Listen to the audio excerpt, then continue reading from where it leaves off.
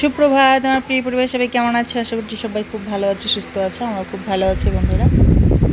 আর সোনু প্রত্যেক দিনের মতো আজকেও লেট করে উঠেছে সবার লাস্টে, তো এইবার বিছানাটা তুলে নিচ্ছি। আর এই যে মশারিটাকে খুলে নিয়ে একটা প্যাকেটের ভিতর ঢুকিয়ে ওটাকে একটা পেরেকের মধ্যে আটকে দিলে ব্যাস হয়ে যায় আর কি। আর এই একটা ঝামেলা, মানে খুলে ফেলে দিলে একদম ঘরটা দেখতে সুন্দর লাগে, কিন্তু প্রত্যেক দিন চারিদিকে টাঙাতে হয়। আর দুদিকে যদি টাঙানো থাকে তাহলে ফট করে টাঙানো হয়, কিন্তু দেখতে অতটা ভালো লাগে না। তো সেই জন্য আমি কিন্তু প্রেফার করি একদম খুলে রাখাই। তো এখন এই যে দিদিও খুলেই রাখে, যেহেতু ঘরটাকে সুন্দর করে সবাই এখন রাখতে চায়, তাই না? বাকি আগে তো আমরাও ওরকম করেই রাখতাম, দুদিকে হয়তো ঝুলানো থাকতো, মুড়িয়ে মুড়িয়ে রাখতাম। তো যার যেভাবে পছন্দ সে সেভাবে রাখে, এখনও অনেকেই রাখে, তাই বলে যে সেটা খারাপ সেটা নয়। যার যেভাবে ভালো লাগে ঘর গুছাতে সে সেভাবেই গুছায়। তো এখন আমি এই যে কম্বল টম্বলগুলো ভাঁজ করে নিচ্ছি, যদিও এখন সেরকম ঠান্ডা নয়, কিন্তু তারপরেও মাঝে মধ্যে বৃষ্টি হয়, ওয়েদার একটু চেঞ্জ হয়ে যায়, তো তখন শেষ রাতের দিকে একটু ঠান্ডা ঠান্ডা লাগে। বাচ্চাকে তো দিতে হয় হালকা পাতলা কিছু একটা, যে জন্য কম্বলগুলো না, তো ওগুলো ভাঁজ করে রেখে দিচ্ছি। আর দিদি এসে গানটা জানি না কী বলছে, তো গল্পও করছি, দিদিও কাজ করছে, আর এদিকে জানি না কী যেন গল্প করছি আমরা। তো তারপরে এদিকে সোনুকে বললাম তুমি ব্রাশ করে নাও, ফ্রেশ হয়ে নাও, ব্রেকফাস্ট করতে হবে। দিদি এদিকে মুড়ি টুড়ি মাখবে আর কি, সেই কারণে আমরা বলছি যে ফ্রেশ হয়ে নে। তো এদিকে দিদি বসে পড়লো মুড়ি টুড়ি মাখতে। মা অত বাড়ি যে লুচি বানাবি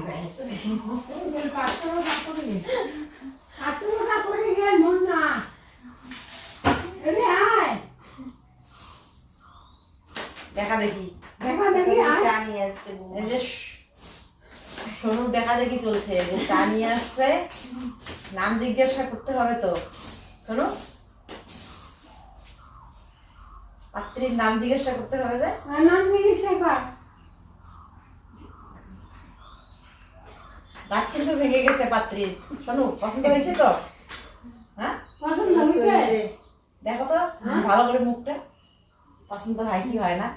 নাম পুষ্কার। তোমার নাম কি? কি বলে অন্য ঘটকের বলার লাগবে না। মোর নাম আয়নামতি, তোর নাম?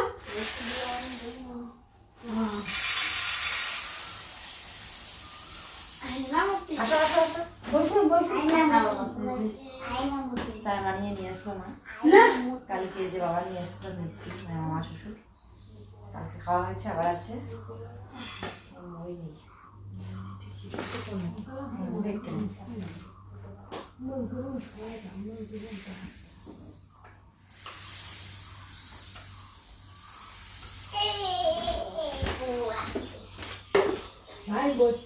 তো দিদি এদিকটায় মুড়ি মাখছে, আর ওদিকে ময়মা হচ্ছে চা নিয়ে এসছে। তো চা নিয়ে এসে বলছে যে যেরকম আর কি মেয়ে দেখতে গেলে পরে নাম জিজ্ঞাসা করা হয়, তো সেইভাবে আর কি জিজ্ঞাসা করতে বলছে যে আমার নাম জিজ্ঞাসা করো। হ্যাঁ, যে সোনু নাকি পাত্র, কিন্তু সোনু তো পাত্র তো আমাদের ভীষণ লজ্জা পাচ্ছে। দেখো মেজর ভাগ্নি 18-র মধ্যে 18 নাম্বার, টিউশনে পরীক্ষা হয়েছে না, ভেরি গুড। ভুল দিছে, এটা দেখতে কাপড় ইয়ে হয়েছে, ভুল ছিল দেখতে, তারপরে ভুল লিখছো, এই জন্য কম সবসময় লেখা স্পষ্ট করে লিখবেন, যাতে তোমার হাতের লেখা অতটা ভালো না। না এমন করে মাস্টার কিন্তু এটা বুঝবে না, একটা ভালো লেখা মাস্টার দেখিয়ে তো এটা বুঝিছে না, একটা ভালো লেখা দেখিয়ে কপি করার চেষ্টা করবো লেখাটা। ইউটিউবে প্রাইভেটের মাস্টার দেখিয়ে তো মনে কর এটা পড়া বুঝে দিছি, যে এটি লেখছো পরে বুঝিছে, স্কুল মাস্টার হলে বুঝলি না হয়, এটা তো কাটা দিয়ে নাম্বার বসে, বিশেষ করে আরো বোর্ডের ইয়ে হলে, পরীক্ষা হলে। ও দেখো সাহসটা দেখো কোথায় উঠেছে, দাঁড়া। আর একজন দেখো চালের উপরে, আর একজন গাছে।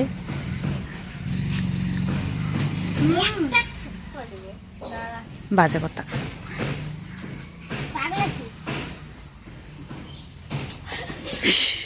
তখন শুনলে দিদি বলছিল তুই তাহলে তো লুচি খাইয়ে দিতে পারি গিয়ে, তো আসলে সোনু বলছিল লিচি খাবো, লিচি না বলে লুচি বলছিল। তো দিদি বলছে কি বলছে, আমি তো প্রথমত বলতে যাচ্ছি না, আমি ভাবছি যে লুচি খেতে চাচ্ছে। তারপরে বললাম যে ও বলছি যে ওই লুচি বলছে রাস্তায় খাওয়া যায় না, বাড়িতে খেতে হয়, বাইরে লুচিতে পোকা পড়ে থাকে, সেইটা কথাটাই বললাম। তো দিদি আইডিয়া করে নিল যে লুচি খাওয়ার কথা বলছে, কারণ এর কালকেও আর কি দিদির সামনেই শোনো বলছিল লুচি খাবো। তো তারপরে আবার ছোটো ভাগ্নি বলছে না না লুচি মানে ও লিচির কথা বলছে, লিচুর কথা বলছে, লুচি নয়। আমরা তো হাসতে হাসতে পাগল।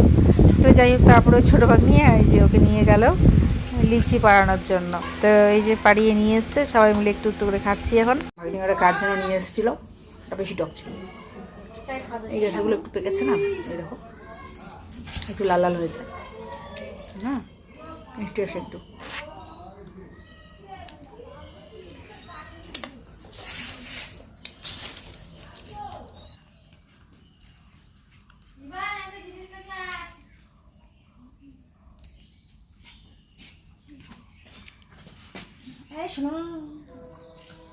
শোনো দেখিস,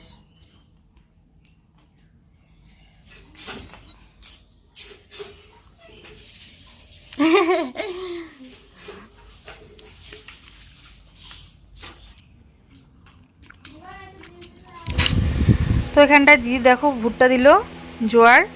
তো এখানটায় দিদি বলছে এগুলোর কি খাওয়া যাবে, এগুলো তো বাড়তি হয়েছে। তো আমি বলছি এগুলো ভাজা করে খেলে ভালো লাগবে, যেগুলো কচি থাকে ওগুলো তো পুড়ে মানে খেলে ভালো লাগে। তো সেটাই বলছিল যে কচি হলে তো এটা পুড়ে খাওয়া যেত, কিন্তু এটা শক্ত, তো এটা কীভাবে খাওয়া যাবে। সোনুর জন্য এই যে ওর 3টা ভুট্টা ওর মাসি দিল। তো এদিকটা আমি চলে আসলাম ঘরে। আর তারপরে একটা জিনিস দেখতে পেলাম, চলো তোমাদের সঙ্গে সেটা শেয়ার করি। এই দেখো, দেখেছো দিদি কত ছোট ছিল, এটা মোটামুটি তখন 13-14 বছর বয়স এরকম ছিল হয়তো। এটা হচ্ছে দিদির সবচেয়ে প্রিয় বান্ধবী। তো দিদির এই চুড়িদারটা না এখনও মনে পড়ে আমার, ওর বিয়ের পর এই চুড়িদারটা আমার হয়েছিল। তো আমি ভীষণ খুশি হয়েছিলাম এটা নিয়ে। তো এখন যে কি হয়েছে এটা জানি না, মনে নেই।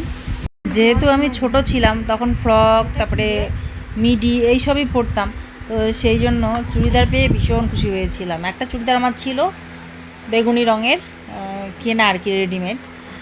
তো সেই জন্য মানে চুড়িদারের প্রতি একটা আলাদা রকম একটা আকর্ষণ ছিল, দিদিরা যেরকম পরতো দেখতাম আর কি, পরার শখ ছিল। তো সেই চুড়িদারটা পেয়ে আমি ভীষণ খুশি হয়েছিলাম। তো এখন ঘর দরগুলো একটু পরিষ্কার করে নিচ্ছি, একটু গুছিয়ে নেব।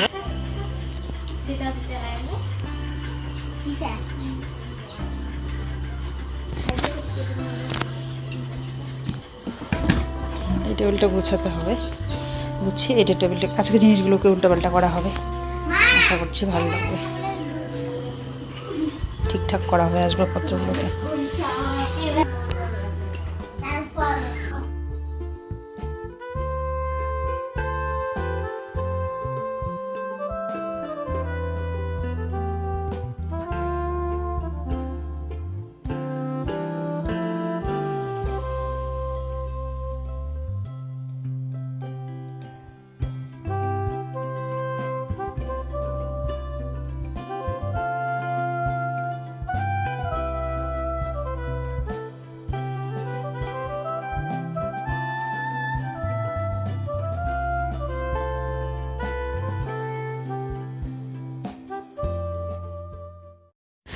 দিদি ওদিকে রান্নাবান্না করছে, কাজ করছে, তো সেই কারণে ভাবলাম চলো আমি এদিকটাকে ঘরটা গুছিয়ে একটু ঘর থেকে বারান্দাগুলো ঝাড়ু দিয়ে একটু মুছে নিই।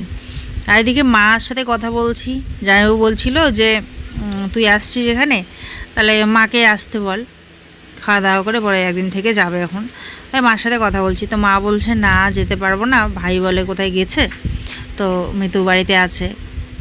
তো সেই কারণে মা বলছে আমি যাব না, তুই আয়। আমি বললাম ঠিক আছে আমি যাবো, এখন দেখে আসবো। এখন মিরাজগুলো অনেকদিন পরে দেখলাম। তাই মশাই নিয়ে এসছেন, আমি খাবো একটা ভাঙো না না ওদিক থেকে নেই। এইটা গোল গোল কে? তো মা না বললেও আমি অবশ্য যেতাম, যেহেতু জামাইবাবু আসতে বলছিলেন সেই জন্য বললাম। জামাইবাবু কালকে আসবেন। দিদির সঙ্গে ঝগড়া করছে, দিদি বলে যে আমাদের বাড়ি আসতে বল মোনাকে, ওরা বলতেছে আমরা যেতে দিব না, আমাদের বাড়িতে আরও থাকতে লাগবে কয়দিন। সবাই দেখো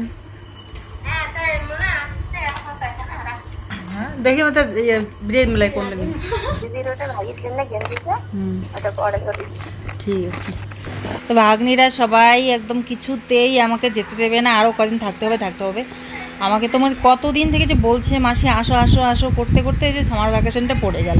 তো যেই না বলেছি যে ছুটি দিয়েছে ওরা খুশিতে আত্মহারা, আমাকে বলে বলে মাসে আসো আসো করে করে মানে পাগল।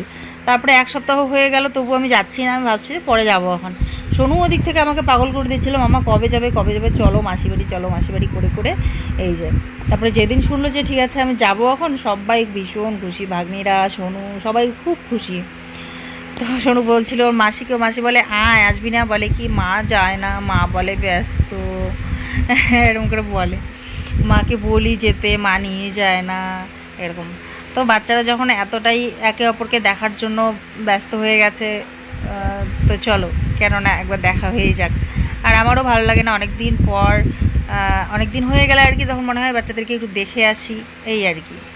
তো সেই কারণেই আসা, তো খুব ভালো লাগছে। তো মাকে বলছি ঠিক আছে যাবো এখন। তো মা একটা স্যান্ডো গেঞ্জি দিয়েছে সোনুকে, আর মানে বাচ্চাদেরকে দিয়েছে আর কি, মিতান সোনাকে একটা, আমার ছেলের জন্য একটা নিয়েছিল।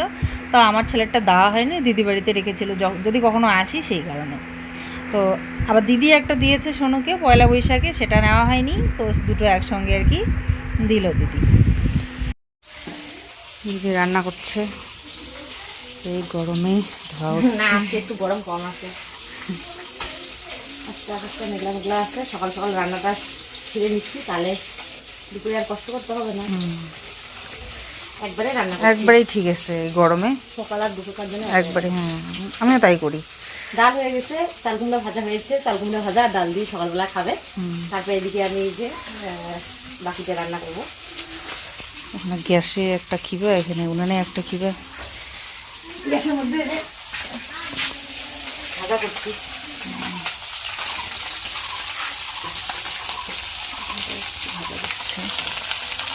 কাঁচা লঙ্কা, হ্যাঁ কাঁচা লঙ্কা পেঁয়াজ দিয়ে মাছটা ভাজা করি। আর এখানটায় চাল কুমড়া।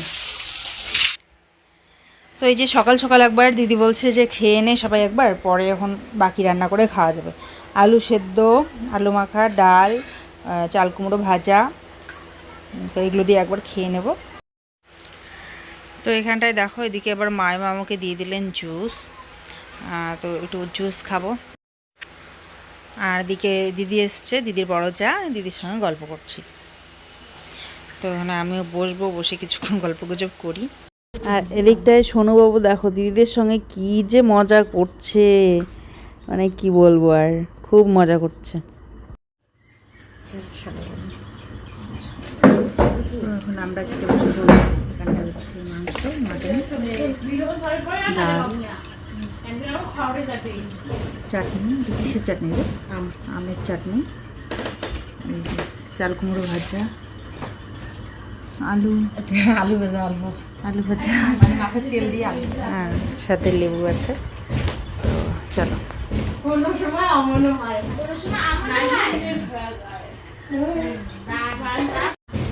দিদি বসেছে, চলো তাদের এখন খাওয়া দাওয়া করে নেই।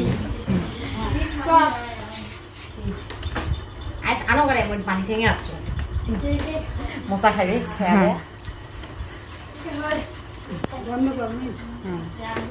চান করে নিয়েছি আমি, ভাগ্নিরা খেলো। অগ্নি ঝোল খাও।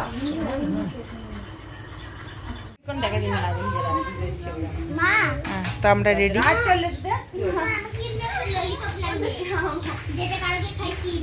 আমরা রেডি, এখন একটু যাবো বাজারের দিকে। হ্যাঁ হ্যাঁ, নতুন জুতো পরে সেদিনকে আমার একটুখানি ফসকা পড়ে গেছে, ওই জন্য ওই যে ভাগ্নির জুতো পরলাম।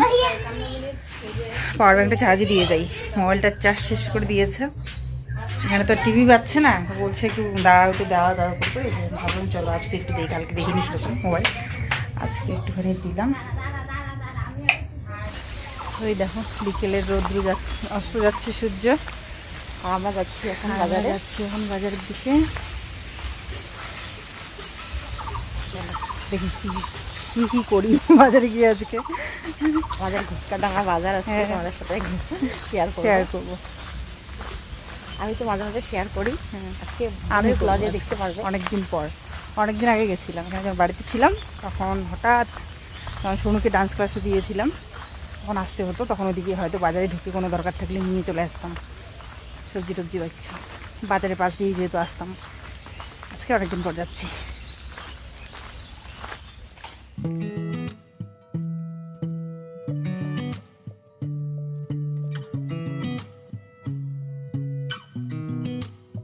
sound really fine.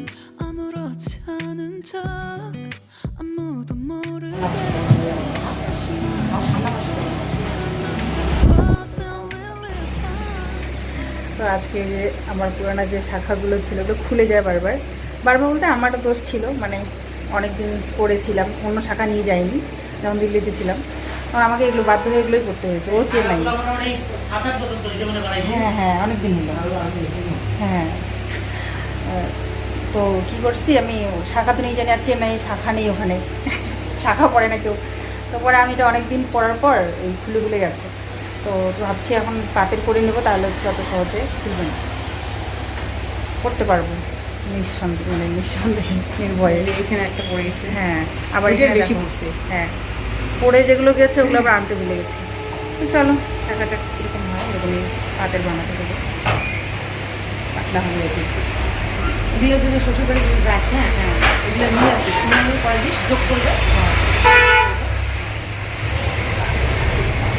করতেই থাকি। আর আংটিটাও ভেঙে যাচ্ছে, মানে সব কিছুই বেশিরভাগই ভাঙাভাঙি হয়ে আছে। তো ভাবছি ওগুলো একটু ঠিকঠাক করে নেবো, কথা সেটা মানে ডিজাইনটা চেঞ্জ করবো।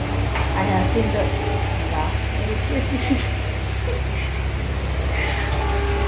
তো চেনটাও ভেঙে আছে, আমার ছিঁড়ে আছে, ওটাকে ভাবছি প্লেন চেন করবো। আজকে বেশি ডিজাইন থাকে না, ভেঙে যায় আজকে। হ্যাঁ একবারে আসছি তো দিয়ে নেবো যখন, তখন একবারে নিয়ে নেবো। তো এই যে এরকম ছিল, তোমাদের একটা ভিডিওতে দেখিয়েছিলাম আমার সোনার জুয়েলারি যখন দেখিয়েছিলাম। এটা খুলছে কাকু, এটা ছিঁড়ে গেছে না? মানে এত পড়েছি, পড়তে পড়তে পাতলা হয়ে গেছে। আর অনেক দিন হয়েছে, এগুলো বিয়ের সময়, বিয়ের মন থেকে পড়ছি ওটা, মানে একদিন সোনু ধরে টান দিছে, তারপরে ছিঁড়ে গেল।